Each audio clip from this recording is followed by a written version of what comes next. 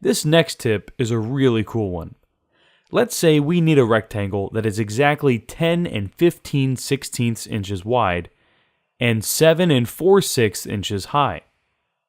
You'd think we'd have to convert these to decimals and then enter them for the size, since these are odd measurements. But every once in a while, we may get a measurement such as this. Since we need a digital value for these two numbers, we could use a calculator to get the exact values and then enter them in Design Central. But there's a better way. Let's grab our rectangle tool and draw a rectangle. Now click on the Select tool.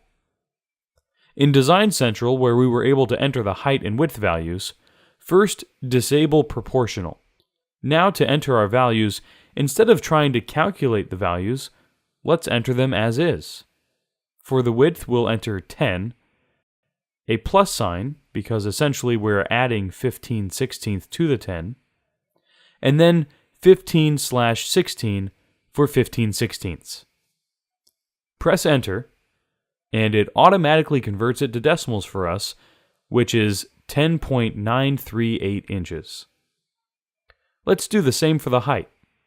7, plus sign, 4/6 for 4/6. Press Enter, and it too converts the fraction to decimals. This can be done for most values.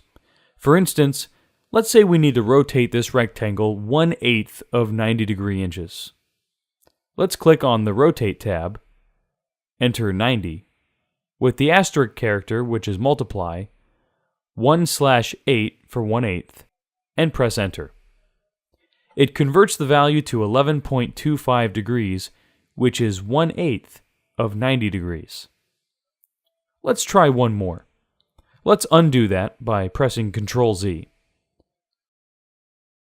Click back on the Scale tab, move the rectangle toward the center of the drawing area, and make the rectangle 4 times the size of its current size. So let's first make sure Proportional is enabled.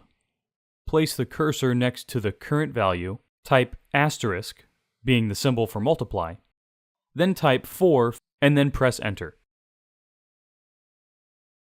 Now it has expanded the rectangle 4 times its size without us having to do one calculation on our own.